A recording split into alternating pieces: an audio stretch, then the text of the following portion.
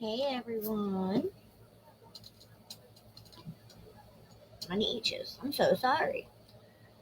Anywho, so we're going to do little things differently. I've been thinking about everything, and so we are going to do things differently.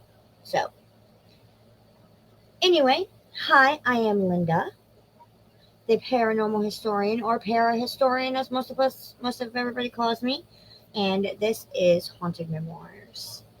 So basically, what we do on the show is, yes, I'm by myself, but is I go through every week two different locations and I tell you the history and the hauntings that are about these locations. I go through over like the lesser known locations. There is some locations that I do that is widely known.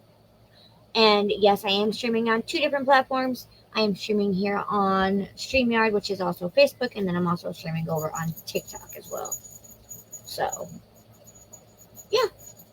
So, further ado, I think we're going to do the updates first a little bit. So updates, as you guys can see at the bottom of my screen, you guys cannot see it. Para Unity, we are completely full once again on the inside, but we are still taking on vendor applications for vendors on the outside. With that being said, though, it's October. We can't predict the weather, so bring your pop-up, bring your own canopies and stuff, and then hopefully the weather cooperates that day. But hi Chris, thank you for joining. Next week me and Peppy will be back at the Miami County Fairgrounds for the Fall Arts and Oddities Festival, and that is being presented by Lunar Vibes. So we're excited to be back and everything, and I'm just getting comfortable in my chair because I need a new desk chair, guys. But anyway, it's 7 years old. This year is 7 years old. But anyway, and then in October next month, the weekend before Para Unity, we'll be back again at the Miami County Fairgrounds for, I forget the event name. One second. I keep everything on my desk, guys. Thank you for the trick or treat vendor market down at, and me and Peppy will be there. And then the weekend after is the Para Unity number 7, guys. And as you know, I am the host for this year, and the planning is going amazing. I cannot be more thankful for the committee members for doing all of that they've done. We've got some new and fresh ideas coming in store for you guys, so you don't want to miss this event. This week I had posted on Facebook, I think it was the last week, that I was at a loss of what locations to do this week. So I was like, I need help because, I've done over 300 locations in the U.S. And this week is the Fox Hollow Farm and the Old Idaho State Penitentiary. So yeah. And oddly enough, I have a book on Fox Hollow. If I'm saying hollow right. Is it hollow or? Yeah. I have a book on Fox Hollow. It was on my list to do, and I never got around to reading it. And this week I never got around to reading it, but that's okay. We all know me. I did my research, and I had to. It was a location that was on the list to be done, and I never got around to doing it. But that's okay. I had time to do it last week, and so yeah. But did not get around to reading the book, which I might try to do this week. Who knows? But further ado, let's get into it. I don't know if we should do the Fox Hollow Farm first, or should we do Old Idaho State Penitentiary first? What do you guys think? Which one should we do? Thank you, CDP. I really appreciate it.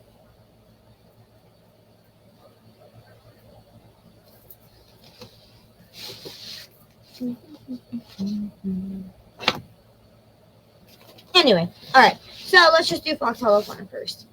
It's widely known across Indiana. Most of the paranormal investigators that we and it was widely known. It's a really well known location here in Indiana. Um, it's been one of my top tens since I started doing everything. It is located in Westfield, Indiana, and now from what I have seen and what my research have seen, the research that I've done. Have you been there?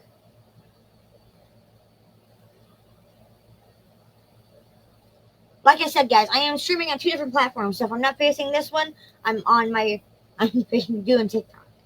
Oh, that is so cool.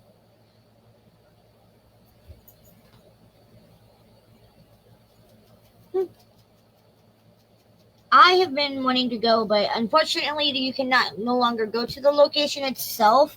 Um, but that's okay. We can still talk about it. It is a 1977 Tudor style mansion. Now, when I was looking at for the information, yes, I'll get into that one. Yep. I didn't get on really much on like when it was built and everything, but that's okay. So we all know that it's located in Westwood, Indiana. It's an 18-acre property, and oh gosh, I just drew a blank. Why did I draw a blank? Oh my gosh. Herbert. I am not even going to try to pronounce his last name because I'm going to butcher that last name. But we all know that Herbert was the one that ended up owning it, buying the property, and let me see. Let me find it. Let me find it. Let me find it. Oh gosh.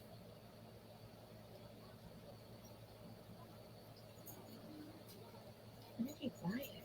Oh my goodness.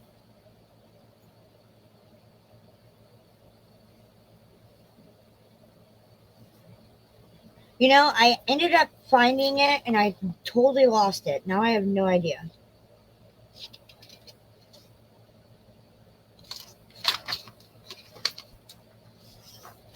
But anyway.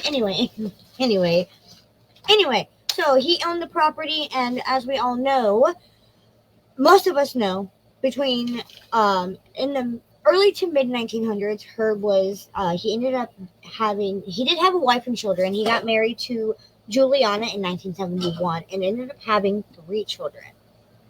He was a businessman. He loved his children according to all the reports and everything, and then all of a sudden there was in the 90s, early 90s and late 90s, or mid 90s or late 90s, there was starting to become a lot of strings of murders along I-70, and the authorities could not pin it. They were finding all these, these men being strangled and tossed along the state highway, and all was then being unofficially unsolved. These murders were all unsolved, and unofficially they named Herb as the number one suspect in these murders of down along I-70. So it's never been really confirmed that he did do the murders of I-70, but they were saying that he did them. And going a little bit back on Herb before we go on to the actual history and everything about Fox Hollow. He was a businessman. He was the oldest of 4 children, and growing up, his childhood was reportedly normal. But then he became antisocial and on the onset of adolescence. And then he had I cannot pronounce the name, and he used to ponder what would be like to taste human urine. And this really set his parents off. They were wondering, why was their son like this? Like, why was he wanting to know what the taste of human urine tasted like? So they ended up having him admitted and ended up getting diagnosed with paranoid schizophrenia and antisocial personality disorder. But then he didn't receive any more treatment after that. And then in 1965, he did attend Indiana University for about a semester before dropping out. And then he came back in 72 and did a semester at Butler University. He was born in Indianapolis, guys. And as an adult, he had a lot of jobs, but he had a strong work ethic, and then also it was increasingly bizarre. Like he had a lot of bizarre behavior. And then in 71, he married Julie, had their children, and she had said later in a statement, like an interview after everything had happened, that they only did the deed 6 times in 25 years of marriage. And she never completely saw him in his birthday suit. Now, I'm can't say anything because, well, I don't want to get out. And then 6 months after he ended up getting married, his father had him committed again to another psychiatric hospital for 2 months. His wife said that he was hurting and needed help. So with the help of his wife, they ended up having him admitted for 2 months. And then he got out and everything seemed fine and everything. And then he was the founder of the Save-A-Lot stores in 1988.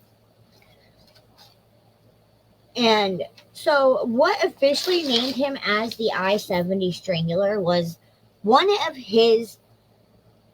a person ended up going,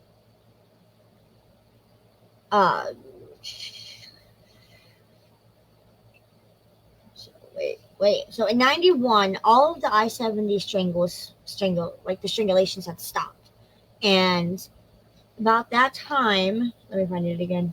I lost it. I found it. No, I didn't.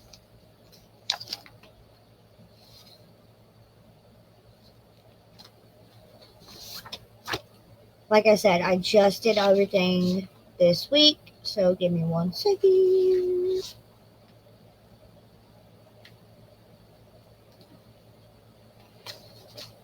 Oh, that was this portion is of the people that moved in, and that's when the paranormal stuff started happening. That's the interview I found. Anyway, in 91, the I-70 strangulation stopped, and then they stopped when he purchased Fox Hollow in 91. So that's why it seemed kind of odd. They didn't really understand it. That's why when it stopped, and then all of a sudden, somebody had come forth and said that there was a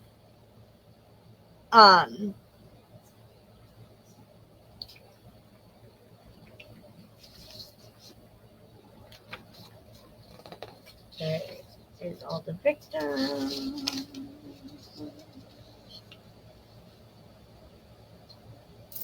So in the early, like in 91, Marion County and the state police department began investigating the disappearances of gay men.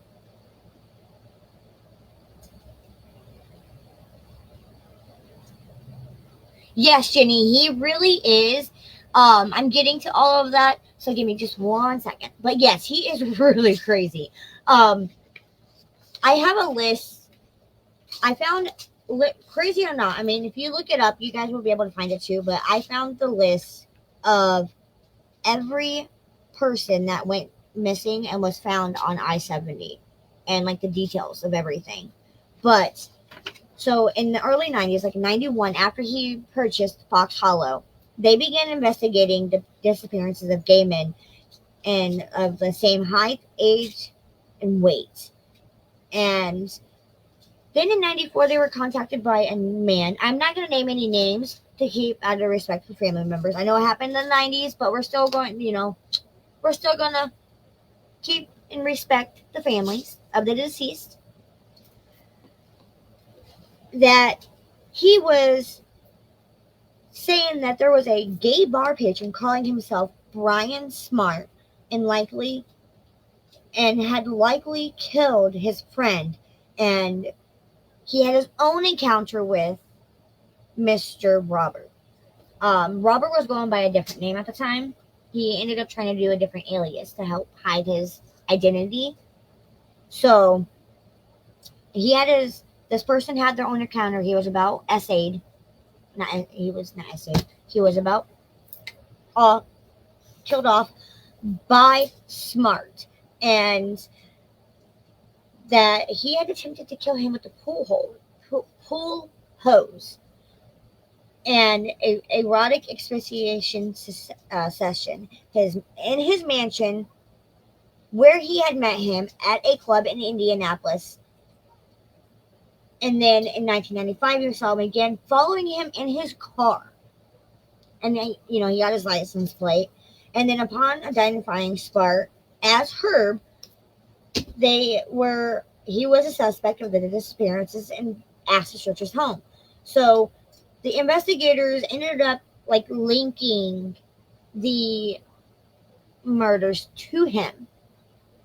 And they asked to investigate his home. Of course, him and his wife at the time said, "No, you're not searching my home. No, no, no, no, no, no." And at this whole time, his wife was oblivious to everything, because everything that was happening was while his wife was not home. Like him and his wife and his children were not home during any of this. And then in 1996, Julie ended up, saying, "I can't do this no more. He's acting really weird. He's acting crazy. I can't do this." Filed for divorce, and then gave her consent for them to search the home of Fox Hollow. And Mr. Herb went on vacation without his wife and kids. And then upon of that, they found 11 men, 11 men. Of 8 of them they were able to identify the 8 that they had found.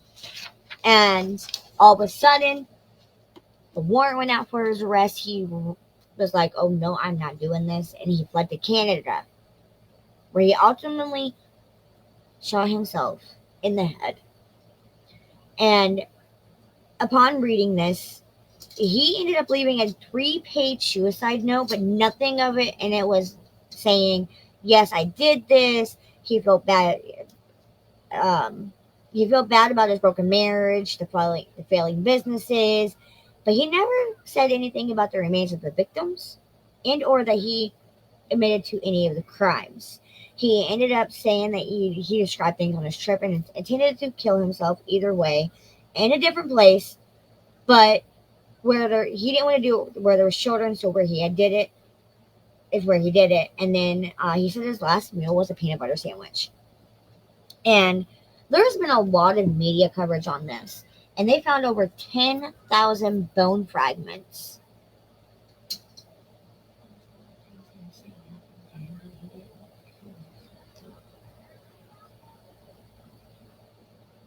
Are you sure?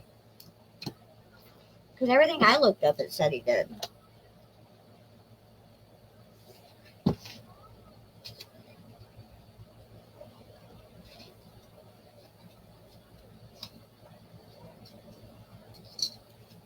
Like everything that I have looked up about him, it said that he did.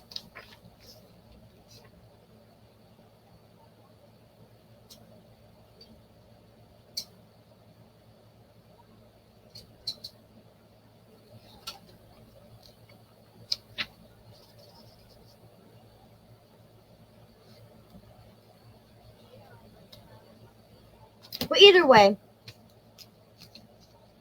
it said his note included. It said that he did include went to go himself. There has been so much media coverage on this location, and they are still recovering more bone fragments, even still today.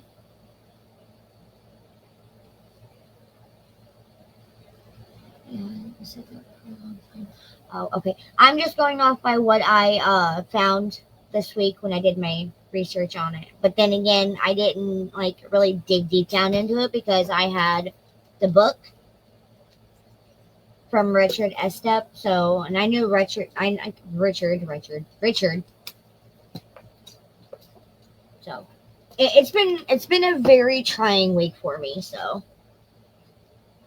it's deep rabbit hole. Yeah, I'll probably what most likely what I'll probably do is I'll probably revisit this location once I have more time and stuff to settle down and actually look into everything like I usually do. Because we all know me, I dig deep, deep, deep, deep before I do a location. But this was a location that was asked to be done, so um,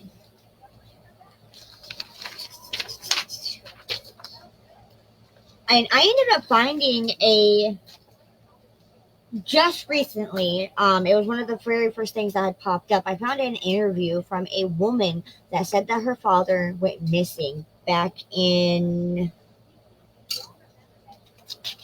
Did it say what time he went missing? Oh, It didn't say exactly when he was. Oh, for more than 30 years, that her father has been missing, and she was told to reach out to the Hamilton County coroner. Wait, was it the Hamilton coroner? Yeah, the coroner, and see if maybe that just to see. And he asked to provide a DNA sample, and surely enough, her father was found murdered, and his remains were found on Fox Hollow Farms um, lo- grounds.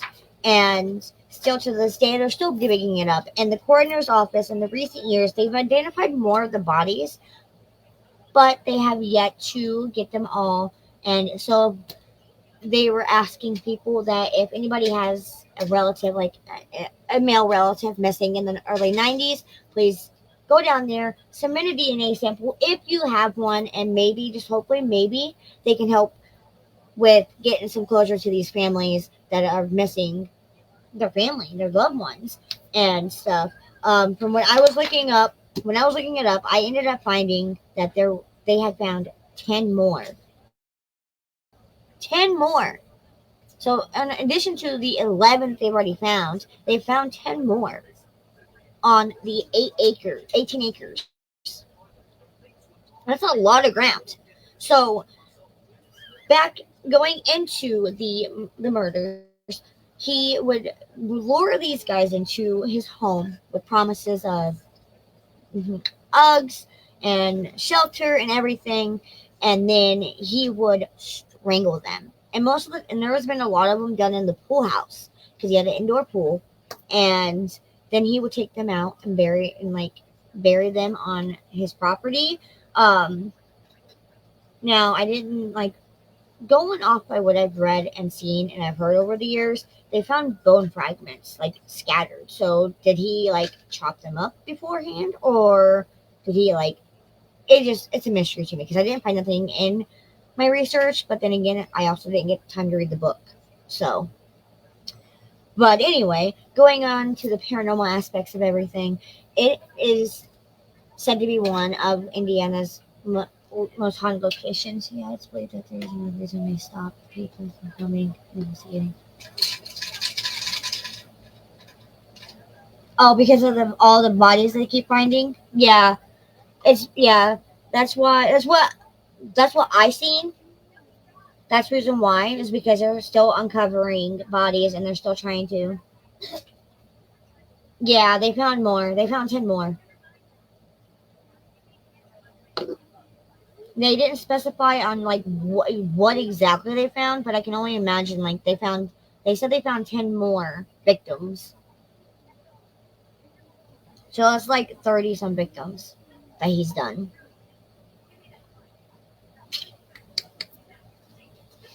So then a family ended up buying Fox Hollow, and it does have a tragic, really tragic, tragic past, guys. I mean, being lured to this house with promises of anything you could probably think of, and then getting murdered. That's kind of really.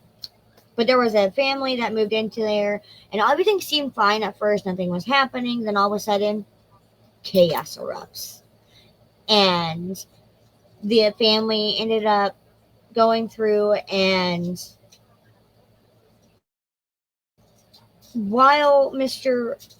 Richard and Robert were there to write his book, a lot of like frightening things started happening. it was frightening and dangerous on a new level, according to the stuff. And the new family ended, settled into the new house. Nothing seemed. All right, I will. And, well, I'm not going to name names of the owners, but they ended up going, and the wife was in the pool room vacuuming and everything, and all of a sudden the vacuum dies. Thinking that she looked back and the vacuum was unplugged. Well, she thought that she ended up reaching its max, so she went to go plug it back in, and it stopped again. She was irritated. I would be too. And she plugged it back again. This time it was sitting a foot away from the extension cord socket, and there was no way that she had managed to pull it out of the socket itself. And she was a scientist profession, and she wasn't one to talk about ghosts and spirits and stuff, so she was trying to come up with any rational explanation of why this would come unplugged. And then all of a sudden, the power cable flew from the outlet as though it has been given like a forceful tug of an invisible force. And she was looking at it right at it as soon as it happened, and it was just kind of weird. And it startled her, and she was being confronted with some kind of phenomenon that was absolutely defiant explanation. And she felt a presence with her, but she couldn't explain the presence. And then she got the sense that nobody wanted, like the person that was with her didn't want her in there with him, so she out of there. And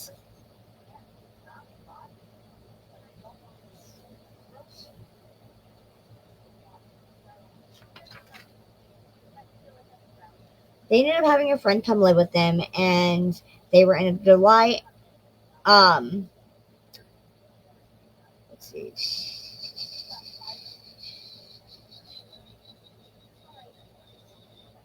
So there was an apartment above the garage, and the friend had moved into the garage, and then he started having very vivid dreams, and could call it a nightmare. He was running through the woods, compelled by an overriding sense of fear, compulsion to run for his life. He was convinced that something was chasing him, and something was both extremely bad and very dangerous, but he couldn't see who or what it was. And then his instincts told him to flee, and when Joe awoke, sitting upright in bed, his body was still in fight or flight mode, leapt out of bed and ran, still half asleep, slamming his head into the door frame. He fell to the ground with his head throbbing, of course. Once you hit your head, your head's going to be throbbing. And he laid there trying to gather himself, and then he said he never had a nightmare that intense in his life. And what had he been running from? No idea. He told those stories to the owners, and they ended up telling him what Herb had done at the farm and somehow gotten to him and had triggered something in his sleeping mind. He still had, like, the urge to run away.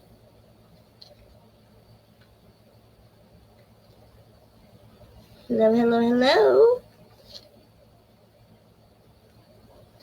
And then the woman ended up seeing another apparition, and that was in the woods. And so the paranormal aspects of everything is that, is it this one? I think it is. No, it's in this one. We all know me. I'm not put together most days. So apparitions, there has been reports of seeing a man halfway in a red shirt going through the woods, and this is what the wife had saw when they moved into the home.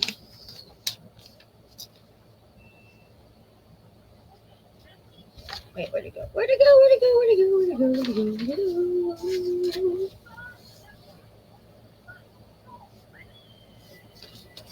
it go? She saw this person. She was like, gonna call out to them. It is crazy. It really is. So a lot of the stuff happened like afterward. Chris, I don't know if you've ever seen my show or not, but I go into like the history of it, and then I'll go into the paranormal aspects of it, and why people say it's haunted, and why may it be haunted. And most of the time, I do asylums and all that other good stuff, but Box Hollow was a requested one, so that's why I'm doing it.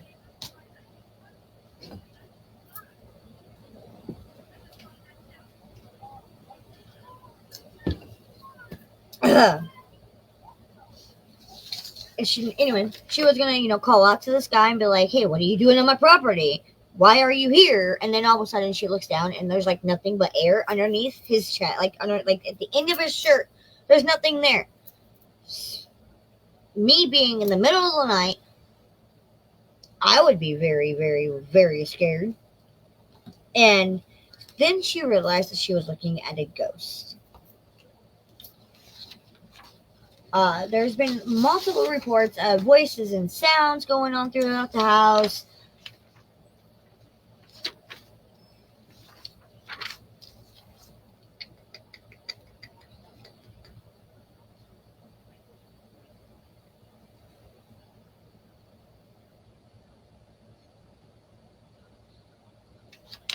So going back to the garage, like the upstairs, like the apartment where the person was living, like their family friend was living, he was doing dishes after eating dinner. All of a sudden, somebody knocked at the door.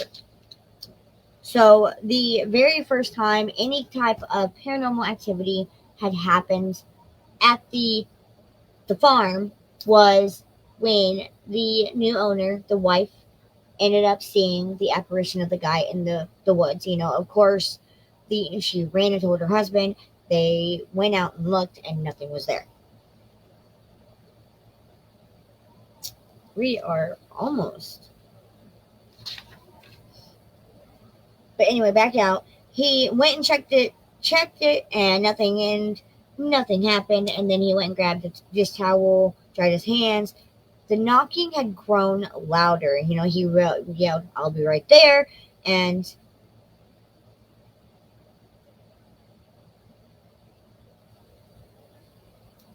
he had a dog, which I didn't realize that. Had a dog. The dog sat up. His hackle was raised, growling, and his eyes never leaving the door. Opened it. There was nobody there. And he said that was weird. Didn't think nothing of it. And then he was beginning to feel a little easy, adjustable, creeped out at what he had just happened to him. He started to feel as if an invisible somebody was there with him, watching him. And then, just as the wife had fell down in the pool area, he wasn't wanted in there. And he sat down to watch TV, and then all of a sudden he saw a flash of movement out of the corner of his eye. Whatever it was, the source of movement had been behind him in the direction of the kitchenette and bedroom. Fighting to overcome the sense of growing dread, Joe decided that he needed to get to the bottom of this. And the last thing he really wanted to do, he got on his feet, went back there to investigate. Nobody was in his home. So, now, back onto the actual paranormal aspects of everything, and then we'll get to Idaho. Because we are running out of time. Anyway. Voices and sounds have been heard throughout the house and everything. Somebody did capture a sinister male whispering Laura in the indoor pool area. They have seen hands and experiencing sudden temperature drops. They've had the sense of unease, terror, and feeling watched, as we went over. So just thinking about it gives me the heebie-jeebies. Like, I don't like the feeling of being watched. I don't know about everybody else, but I can't stand the feeling of being watched. So it has been on a lot of different shows, Ghost Hunters, Ghost Adventurers, and stuff like that. And of course, there's been a book. I think there's been a couple books have been written about it. I'm not for sure. I can't remember. So correct me if I'm wrong, guys. But the only one that I have found, and I have a copy of it, is the Horrors at Fox Hollow Farm. So I will read this and then we'll come back to it.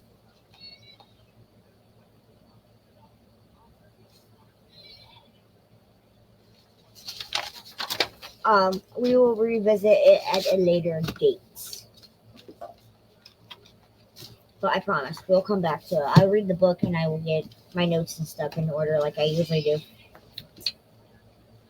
Oh, can't put it there because my dog. You guys see this, right?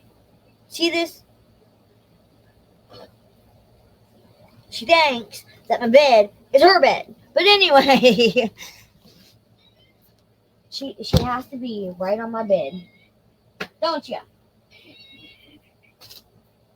Don't ya? It's mom's bed, not yours. I am losing things. Okay, on to the Idaho State Penitentiary. All right. Ooh. And I think I actually have a thing about Idaho on my computer, but I never looked. Never looked. I didn't know if I was going to actually be able to do my show because I ended up having a tooth pulled yesterday. But anyway.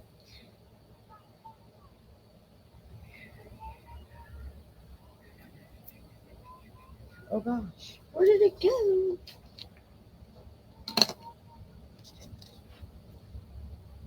So, from the looks of it, going through all my notes and everything, parts of the old Idaho State Penitentiary has been built in different times.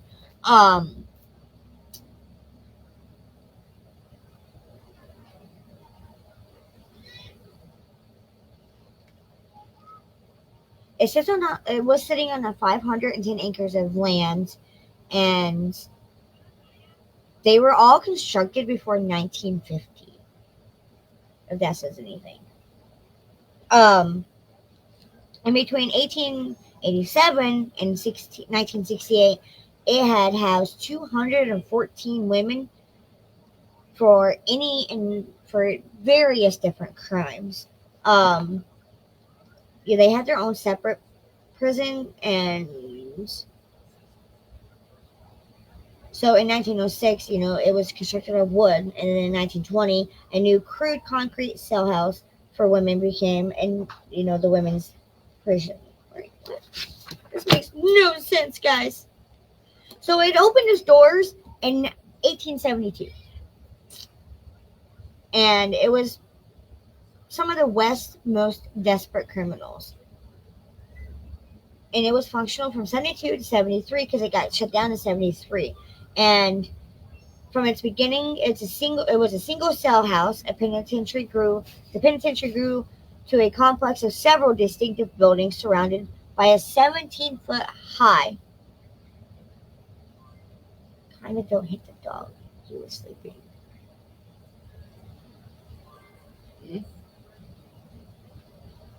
Were you meant to say Linda, or was it kinda? It's a girl. I'm sorry.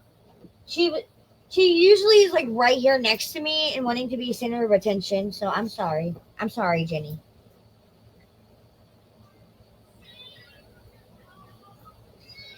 But she likes to paw at me a lot when I don't give her enough attention. Like I'll sit here and pet her, and then she'll paw.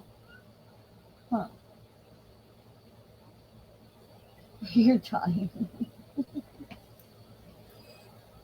I'm sorry, Jenny. I promise. I won't do it again. I promise. I'm so sorry. Will you stop? She doesn't want you to mess with her. Thank you, Jenny. Come here, Boots. I know he's tormenting you. We won't leave you alone, huh? It's okay, baby. Mama's got you. Your doggy does that too. All right, you're fine. You're fine. Okay, now she's gonna go run and hide. It wouldn't be my show if something wasn't going crazy going on. Anyway, so it was Western United States, east of Boise, Idaho, when the first building known as the t- tutorial. I could not speak. And it was built. The first building was in 1870, and then it was 7 years old when the prison actually was built, a full 2 decades before statehood. From its beginning as single cell house, as I mentioned, um, and it is operated by the Idaho State Historical Society. The elevation of the site is approximately 2,770 feet above sea level. Um, it had 101 years of operation, guys. I have 2 dogs and 1 cat. So, but yeah. And then it received over 13,000 different inmates at the time in its operation. And then it only had a maximum population of over 600. 216 of the inmates were women. 2 famous inmates were Henry Orchard and Lydia Southard. Southard. Um, he assassinated former Governor Frank Stuttenberg in 1905, and Southard was known as Idaho's Lady Bluebird for killing several of her husbands to collect their life insurance policies. In 1992, the Historical Society recorded oral history interviews with 15 former prison guards. These tapes and transcripts cover the prison's operations and from the 1950s to closing the prison. And I think I have a copy of those transcripts. I can't remember. Like I said, I have something on the old. When I tell you, when I was looking up the old Idaho State Penitentiary, in order for me to print it off to go through it all, I would have to have like a whole pack of paper because it's so long. It's so thick. There's 2 parts. 2 parts.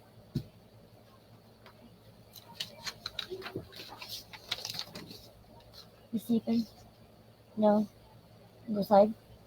Go outside. I told Jaden. Go outside. Go outside. Yeah. You go outside. Hold on. Jaden! Go outside. Go chillin'. Go chillin'. Thank you, Jenny. I try. So the tutorial prison was completed in 1872, and it's received its first 11 inmates from the Boise County Jail, and then the building was converted into a chapel in the 1930s, but was destroyed by a fire in the 1973 riot, which we're going to get to in a minute. And then from 1989 to 1990, the new cell house consisted of 3 tiers, 42 cells. The 3rd tier, closest to the Rose Garden, served as death row. And of course, I don't have a picture of it, unfortunately. I wish I did, though. The area known as the Rose Garden, that's what it is now, was once used to execute prisoners by hanging, not public hanging. There is a total of 10 executions that was done at the state penitentiary. 10 executions in the state penitentiary, 6 occurred here. The administration building was built between 1893 and 1894, which houses the warden's office, the armory, visitation rooms, central room, and a turnkey area. The false front building, built in 1994 to 1995, held the commissary, trustee dorm, barber shop, which was built between 1902 and the 1960s, and then it had a hospital. Originally the blacksmith shop was remodeled in 1912 and remained the prison hospital until the 1960s.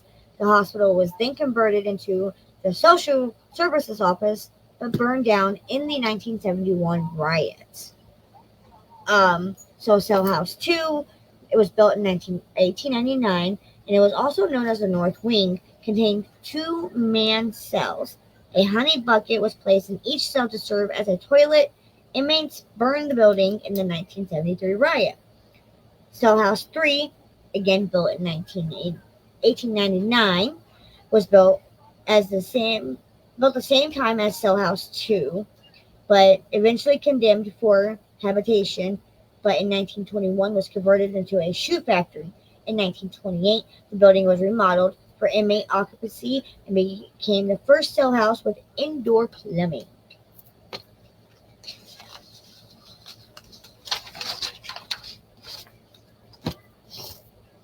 And then, so here's a layout of the penitentiary.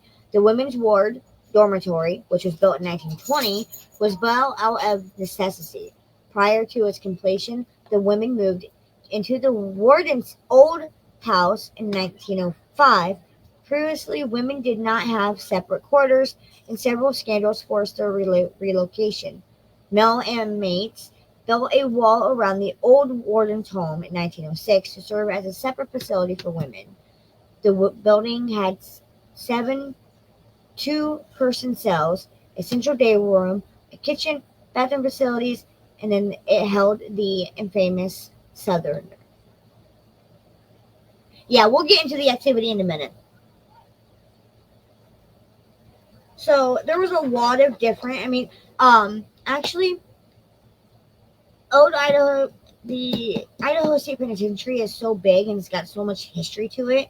It would probably have to be done in two parts, honestly. Not gonna lie. With over 101 years of being inactive and being a prison, like I said, the books that I had found that I had saved on my computer were so thick and so large. This is just a breakdown of all of the history and like when everything was built. So Jenny, I don't know if you ever see my show, but I go from like the ground up of the history. Um,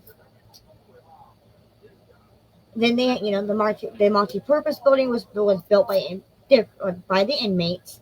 In 1923, served as a shirt factory, a shoe shop, a bakery, license plate shop, laundry room, hobby room, and loafing room, and housed the communal showers. Then solitary confinement, which is two sections. First built in the early 1920s was the cooler. Although built for solitary confinement, each cell contained 4 to 6 men. Second section, known as the Siberia, was built in 1926 and housed 12 3 by 8 foot cells with one inmate per cell. Cell House 4 was built in 1952, the largest and the most modern cell house at the penitentiary. Some of the inmates painted their cells and left drawings on the walls that can still be seen today. Cell House 5 was built in 1954, maximum security. The most unruly and violent offenders stayed in Cell House 5. Also served as a permanent place of solitary confinement and a built-in gallows and death row. And it's not a building, but it's an outdoor recreational area that is now Idaho's botanical gardens, where inmates boxed and played baseball, basketball, handball, tennis, horseshoes, football, the baseball, and then later softball team was named the Outlaws and frequently played teams across the Treasure Valley. A baseball stadium was located in what is now referred as the Outlaw Field, where the Botanical Gardens host outdoor concerts. The cemetery is located in the Botanical Gardens.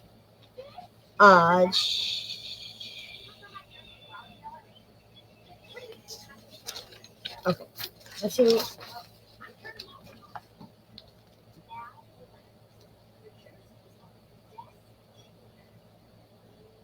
Wow. Thank you. I really appreciate it. And so I do plan on going across the pond to start doing stuff over like across the pond, like locations. So if you want, you can send me some recommendations and I can look them up and stuff. But thank you. I really appreciate it. I try. I really do. So the old Idaho State Penitentiary was shut down. Like it stopped being It was emptied in 1973 of any and all inmates.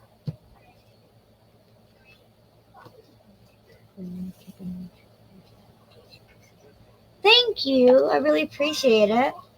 I so about 10 minutes left. I will actually go into next week. I will do the second part of the old Idaho State Penitentiary since it is so much history and it does have a lot of history done to it. But Julie, back when I was in the 6th grade in history class, we had to write a we could pick anywhere in the world that we wanted to do. Like we had to pick one like place or location or something. It had to be a building, and so I picked the Braun Castle, formerly known as Dracula's Castle, and I did a 3-page report on that. And my history teacher at the time was like, "Oh my gosh, are you serious?" And I said, "What, did I not do it right or something?" And I was the only student of hers that did a 3-page report, front and back. And I got an A plus that for on it. And she called my dad, and my dad thought I was in trouble for doing something wrong in school. And she bragged to my dad about like the history that I did. And like all of the rest of her students, I guess, picked like locations in the United States, and I'm the only one that went across overseas and did a location overseas. So my love for history of locations and the paranormal has been going on since I was a little girl. And usually when I do my locations, I do a lot of work, and I do a lot of work and put a lot of time. Oh my gosh. Give me 1 second, guys. Sorry. All right, there we go. Sorry.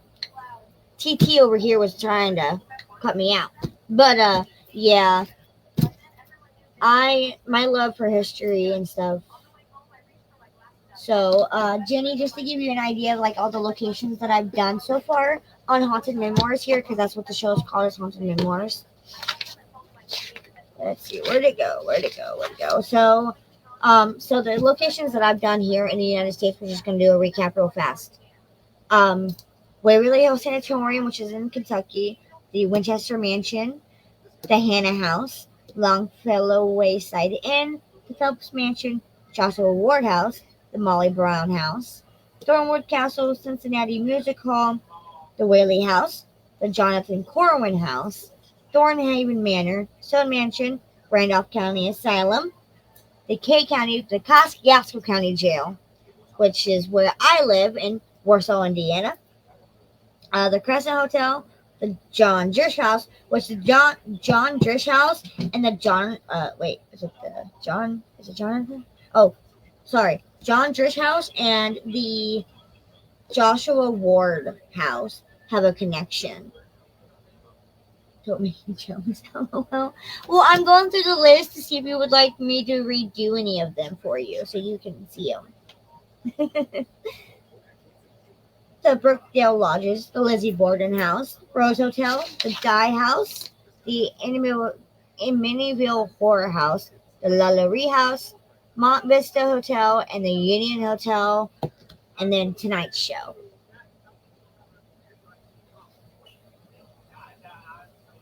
So, those are all the locations that I have done so far here on Haunted Memoirs.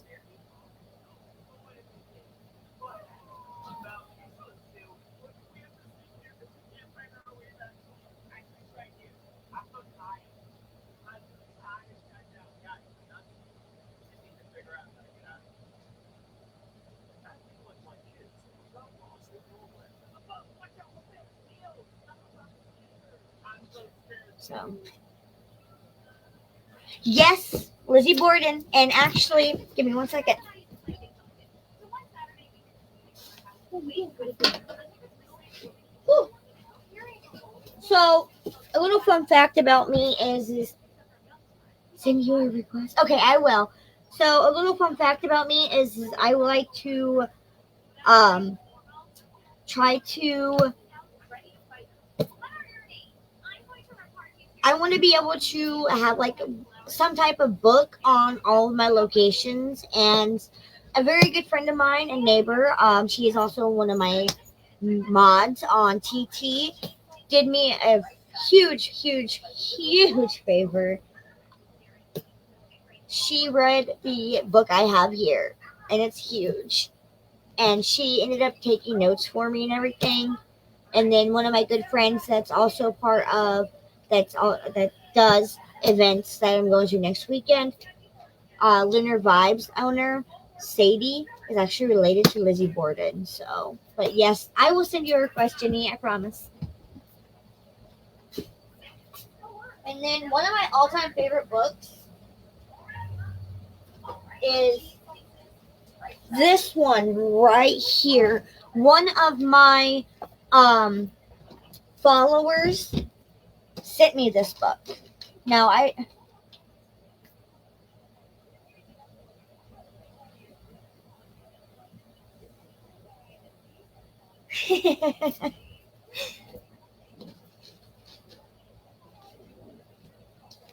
so one of my followers, now I don't give my address out to like I just don't give my address out, but he ended up saying that he had a haunted book and that he wanted to get rid of it. So never accept the word from the question.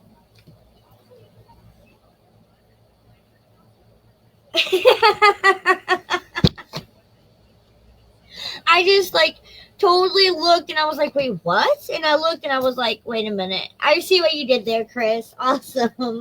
That's funny. But it is this book. Now, nothing is wrong with this book. It's not haunted in any way. I've never had any problems since owning it. I've had about you didn't. um it's got different locations all around the world. And it has North America, Caribbean, South America, Europe. So it's got the Tower of London, the Theatre Royal, Castle Coach, Leap Castle, Ireland, Speedlands Tower, Underground City of Death. I'm not even going to try saying that. Cave, Castle of Ghosts, House of Faces, The Lady in Black, and Island of Horror, Italy.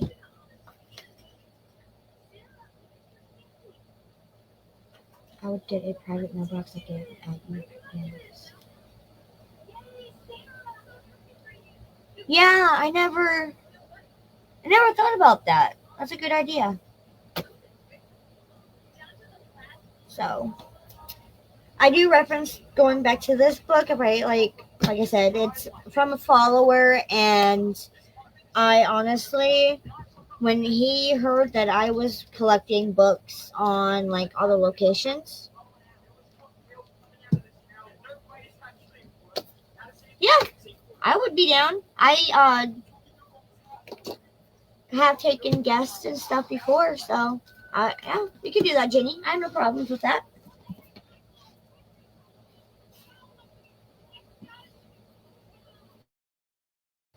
And then I have this book, which I never actually. So I have a couple different books that I actually go through and reference to by through my history and stuff. And it's called the Great American Ghost Trip, and it's from Richard Estep again. Um, 10 haunted locations, 4,000 miles. So yeah,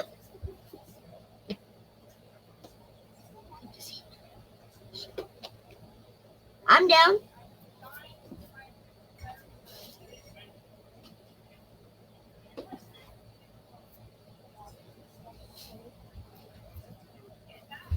So yeah, I have a lot of different locations that I have, and my goal is to one day have every single like I said, every single location a book on it. And next week I will finish the old Idaho State Penitentiary because there's so much on it. But guys, it is a minute past due. Don't forget to catch me and Peppy. For everybody that knows, I will. Peppy is my skunk, my baby, and um, so we will be there, and there is his cute little face.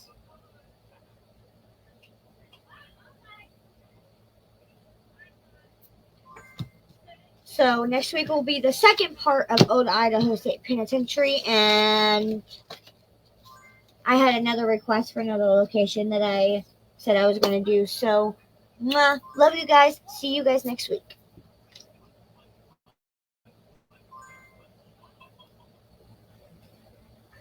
Good night. Thanks.